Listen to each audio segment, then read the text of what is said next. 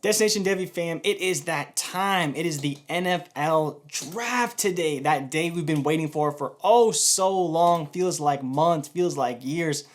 For me, it feels like decades, Scouting these players at such an early age in college, we've just been waiting for some of these amazing talents like Jamar Chase, Devonta Smith, Jalen Waddle, all to come out of college. But that's not what this show is about. This show is about getting your guy. Who is your guy? I want you guys to drop in the comments below. Let me know who your guy is for this draft, for regular football, for fantasy football. Who's the guy that you just can't stop loving no matter what? Because today, this show is about me. So a lot of you guys, if you follow me on Twitter, you know who I'm going to talk about. You may have already seen it in the thumbnail. You know that my guy for this draft is Elijah Moore. The wide receiver at Ole Miss. I just can't stop, won't stop. There's so many reasons why I absolutely love Elijah Moore and why I think he could be an extremely talented producer in the NFL. You got barbecue back there, and you didn't invite me. Hurt my feelings. So let's dive into Elijah Moore and the reasons why I love him so much. It really, for me, all starts on tape. And if there's one thing I love in an NFL wide receiver, it's a guy that uses his feet at an exceptionally high level. One of my favorite targets back 2 years ago was Terry Mclaurin out of Ohio State. There was something about him that I saw in the game against Michigan State in his senior season that just told me that's the guy to get. Like, that's the guy I want. There's something about him. He obviously went to the Washington football team where there was a lot of vacant openings in the wide receiver position, basically a wide open job, and Terry stole it from the very beginning. Last year, the one guy said he has the highest floor of any wide receiver in the draft class, and I truly meant that, and it was Justin Jefferson. And this year, for me, it's Elijah Moore. And like I said, as far as what I enjoy to see in wide receivers is guys that separate with ease. Not to say that Elijah Moore is a bulletproof, can't-miss prospect. I'm not saying that. But when I look at him play and I see what he can do on the field, there's a lot of things I like, and there's very few things I don't like. So start off with what I like to see from Elijah Moore. Again, the footwork, the separation, the speed. We saw him run in the 4.3s, even adjusted for pro days. He still ran about a 4.4, which is in the 90th percentile as far as his speed goes. Now, when you equate that to his weight and get into a speed score, it's not as good because, unfortunately, Elijah only 5'9", 178, which isn't ideal because there's this weird threshold of about 180 pounds that you want these really high-end wide receivers to hit. I believe Brandon Cooks and a few other guys are just over that 180 pounds. And so if Elijah was in 180, he would fit into an analytics bucket a little bit better. But again, one other thing that he has going for him, he's got 9.5-inch hands nearly. 9 3/8-inch hands. He's got a 60% catch radius. It's over 10 feet. So despite being 5'9", there's still a lot of things to like about Elijah Moore. And when you watch him play, the teams he played against, it's very difficult to say that he didn't dominate. He's a player who has a 45.5% dominator rating, which is 91 percentile. And when you talk about his age-adjusted production, it's also extremely high. Playing with players like A.J. Brown, DK Metcalf, that's not easy to do. Like, you don't just get on the field playing with former second-round picks, now, top 10 dynasty wide receivers. Like, these guys have been talented from the very beginning. And for Elijah Moore to step on the field and actually play with those guys as a freshman, that says a lot about him as a player. And then, of course, you talk about his breakout age, which is 19.4, 83rd percentile. Pretty much as soon as those guys left Ole Miss, boom, Elijah Moore stepped in. He produced in that offense. And so when you talk about his age-adjusted production, it's extremely high-level stuff. It's not something you see every day. Now, again, the one big con with Elijah, they say he's probably going to be a slot receiver. I do think, though, and I will say, with how talented he is, how crafty he is, I do think there's a small chance he could carve out a role as a somewhat outside threat. Maybe he's not an X receiver, but he could be a movement Z. Still see him a lot in two wide receiver sets because of his ability to separate, and he can still work outside. You see in the sluggo moves that he runs all day long, like that guy is nasty. And when he gets the ball in the open field, he's very difficult to tackle because of how shifty he is. Again, you're talking about a guy who has an agility score in the 90th percentile. So he is quick, he is fast, he is mobile, and he's difficult to tackle.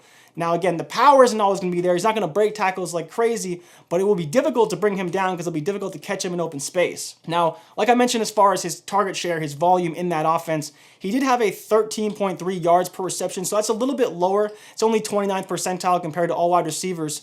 But when you think about kind of the player he is, he did play primarily in the slot, but he did play outside as well, so there is the opportunity for him to kind of carve out that role.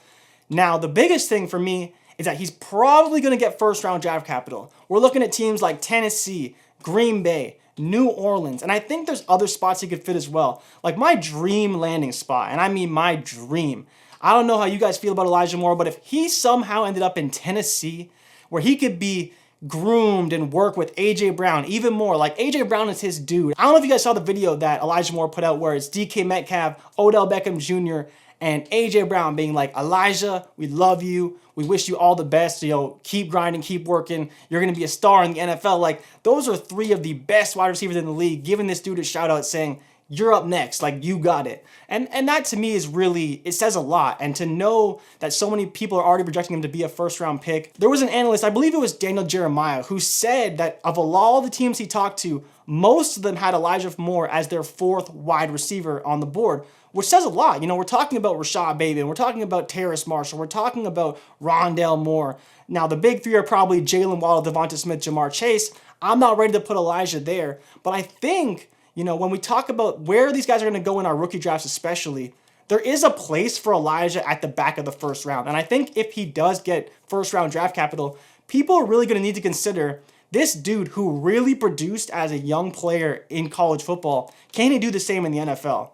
And so you look at a player like Kadarius, who could be a first-round pick, Rashawn Bateman, who, again, as well, age-adjusted production monster, playing next to Tyler Johnson, producing as a freshman, as a sophomore. There's a lot of things to like about Rashawn Bateman as well, and so that's where they're in a similar breadth, but Rashawn Bateman, still 6'2", 195 pounds versus Elijah's 5'9", 178 pounds. So there is a difference there. Rashad kind of profiles as an ex-receiver, but I would not shy away from Elijah being a target machine at the next level. Like, there is a lot of opportunity, especially in today's NFL, for quick hitting passes, screens, and for a guy who still thrived getting down the field, there is going to be a lot of opportunity for him to succeed. And that, for me, is why he's one of my favorite guys. Like, if you talk about guys that I need to get on all my rosters, Elijah Moore is that dude, because the cost, for one, is not going to be overly high. He's not going to go high in your rookie drafts. I'd be surprised in your Superflex drafts if he's a first-round pick, and he's probably going to be, a late first in your 1 QB leagues. So that already tells you there's going to be opportunity to trade back or trade into that first if you don't have a pick to go and get Elijah Moore. Now, again, like I mentioned, that target ceiling is extremely high because he's got massive hands, he has the catch radius, he's super athletic, he's fast, he's agile. So quick hitting passes, again, Green Bay, Tennessee, New Orleans, all those offenses kind of run first, work off play action, and excel in that scheme. He could be extremely good fits for, and there's lots of target opportunity as well in those offenses. Now, the last point I want to make, and maybe you've heard it, maybe you haven't, but when you actually compare his season this year, yes, in 2020, to the Heisman Trophy winner Devonta Smith, it's pretty similar when you talk about their overall production. And I'm not trying to say that Elijah Moore is Devonta Smith. I mean, Elijah Moore may have 15, 20 pounds on Smith, but Smith, is still profiles as an ex-receiver. He's still extremely dominant. He still won the Heisman Trophy. I'm not trying to take that away from him. But first thing, they both played in the SEC. So they're both playing the same competition, both played an entire SEC schedule, minus obviously the college football playoff. But that to me matters. So you know that Elijah Moore is playing very similar competition to what Devonta Smith is playing. Elijah Moore, in only his 8 games, because Devonta Smith played 15, Elijah Moore played 8 games, he averaged 10.75 receptions, 150 yards, 1 touchdown, and 13.87 yards per reception.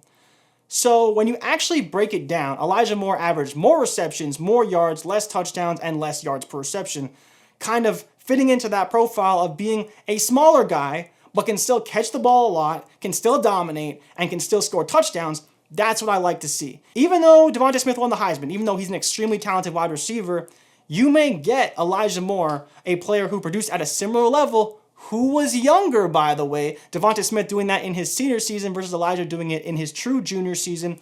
So there's just a lot to like. And these are the reasons why I think Elijah Moore over any other receiver, honestly. Rashawn Bateman, Terrace Marshall, Rondale Moore, go down the list. Elijah Moore, whether it's because he's rising now on people's boards, like I've been on him honestly since February. I've been telling people I think he's going first round. I think he's extremely talented. Again, for me, it starts with the footwork, his ability to set people up, his ability to separate. If you look at his reception perception done by Matt Harmon, the dude just screams, separator, succeeds in man coverage, succeeds across the route tree. there's a lot to like with Elijah Moore. And so if you're not on him right now and you're not really into him yet, I would highly suggest you to really look into him, because there is probably 50 to 60% chance he's going in the first round. And when he does, you're going to need to know who he is, know what he's about, and know whether you want to take him.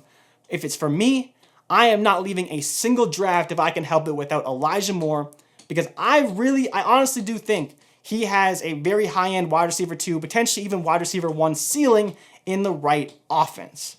So that's my case for Elijah Moore. He's easily my favorite player in this draft class. I want to know who your my guys are. Who are the guys you want on your teams? Where do you want these fits? What's your favorite landing spots? It's draft day, baby. We're getting excited. We're having some fun. We're doing some my guys. Thank you guys so much for watching, and I'll see you guys probably sometime next week. Peace.